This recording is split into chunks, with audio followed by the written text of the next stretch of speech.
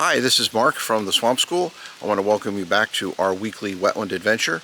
Today we are at Horton Grove Nature Preserve, which is in northern Durham County, and we're going to be looking at some stream macroinvertebrates. We're going to be kind of slipping in on a class to see what our instructor Greg is doing with the class. So let's take a look at the stream. Okay, we're sneaking up on our class. As you can see, we've got some equipment in the stream already, and they are looking for some macroinvertebrates. So we will sneak up on them very slowly. Okay, we found them. They are just down the street here, or down the creek here, and you can see Greg is teaching. So why don't we switch over to him and let him explain exactly what we're doing here. We're here to just do a demonstration on how to collect macroinvertebrates. And what we typically do is we start with the kicks first. I was pointing that out to them, the importance of a riffle. That's where most of your diversity comes from. And then I was going to show them how to do a sweep sample along the undercut banks and root mats. And then we'll be looking at doing leaf packs and so forth. And then I'll be explaining to them that we always do a habitat assessment sheet on the stream, basically looking at substrate in the stream and also the stream buffer. So that's very important to do as well. And then follow up on that, you could do chemical testing or physical chemical testing such as pH, conductivity, temperature, and dissolved oxygen. And so I'm just teaching them how to do that, and then afterwards we'll be picking the insects and other non-insects to field identify them, and then we'll take some back to the lab to further identify. And that's pretty much it. The guys right now are actually doing a kick net sample in the riffle, and they're starting at the tail of the riffle and migrating upstream to not disturb the water. And so this is the most important part of the collection, because your riffles is going to contain most of your diversity of organisms. So now, if you can observe, one gentleman, he's stirring, one guy's holding the net properly, and then the other guy is stirring up and washing the stuff toward the net.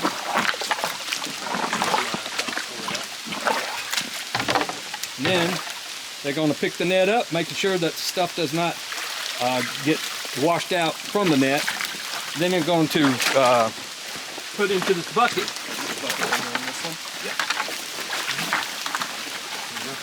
And they're going to rinse everything that's on that net into the bucket.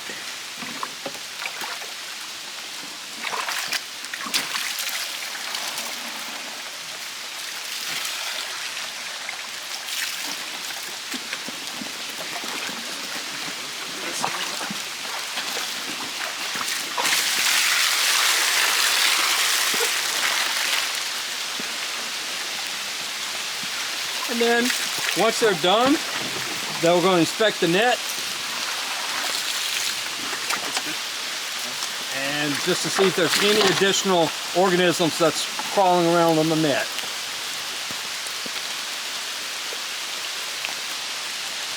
Looks like we're pretty good. Okay. And that's pretty much how you do a kick sample. Well, in the bucket, looks like we're seeing some juvenile crayfish, quite a few of those. I see some salamanders. They look like the two-line salamanders. And probably underneath all that litter, we'll probably see some stoneflies and mayflies, but they're right now are hiding under the leaves. And so once we put them in a pan, we'll put some water in it, we'll sort those out, and we'll be able to collect those as well. Right now, we are getting ready to pick the organisms and putting them into a vial filled with alcohol. And so the sample bucket is where they're going to be picking out of, and they're going to put just a small clump what's in the bucket into the pan that has clean water in it. And the key is you don't want to put too much of what's in the bucket. You just want a small clump so you can visibly see everything. Okay, that's real important. So I will let you guys watch the demonstration.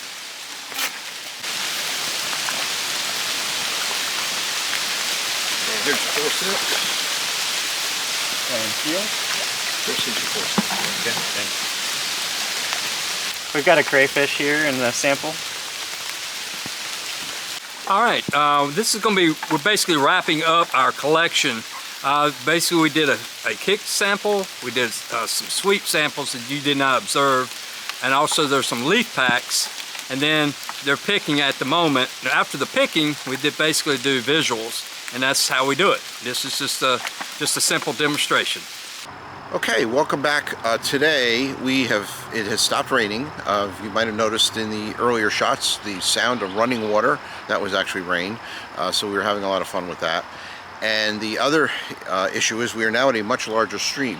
This is Morgan Creek just outside of Carborough, and it is a very nice, probably third order stream.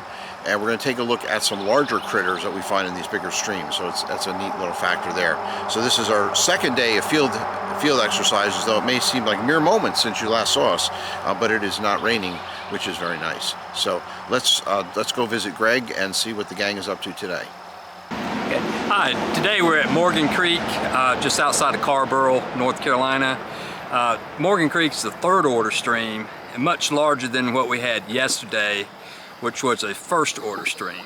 So today, since it is a larger stream, we wanted to sample to see if we get more abundance of the macroinvertebrates. And so far that is true. We're getting much more abundance based on the greater habitat complexity of this stream. So I wanted to get the students out here just to see the difference between a large order stream versus a small order stream.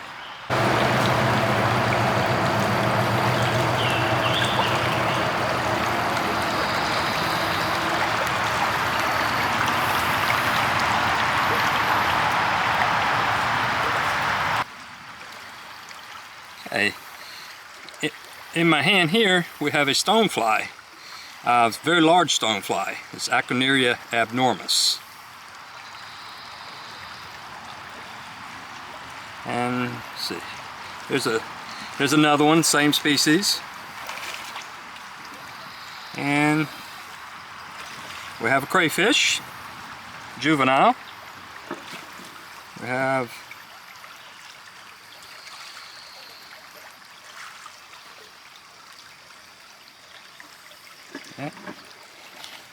We have a salamander,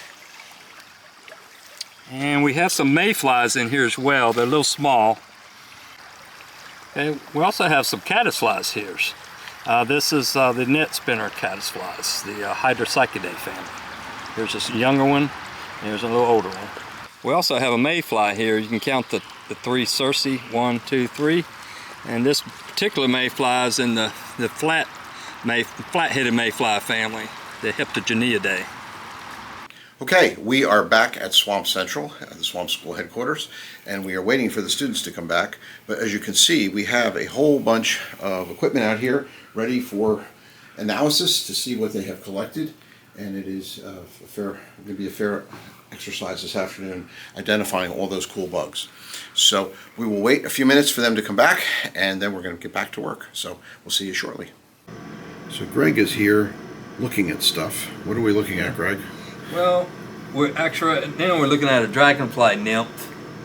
I've got it keyed down to the family Caduliidae, and I'm trying to get it to the correct genus. So that's what I'm looking at. I'm looking at the dorsal part of it, looking at the dorsal hooks and so forth, and trying to key it out to a particular genus. So this is the specimen right here. Let me put it up to the camera. You got it. Very cool. Well, thanks. Yes, sir.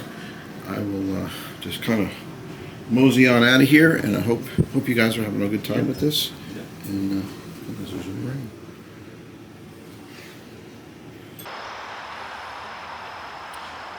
Okay, well that wraps up our stream exploration workshop. I hope you found it enjoyable. We've had a couple neat little streams, we've seen a whole bunch of critters, and this is a good example of some of the cool things that we do here at the Swamp School. So I hope you found it enjoyable, and definitely if you are a YouTube person, because this is on YouTube, please subscribe. We definitely need your subscriptions. That helps us. And also please feel free to comment on anything that you've seen. So with that, I wish you well, and I hope to see you in the swamp. Take care.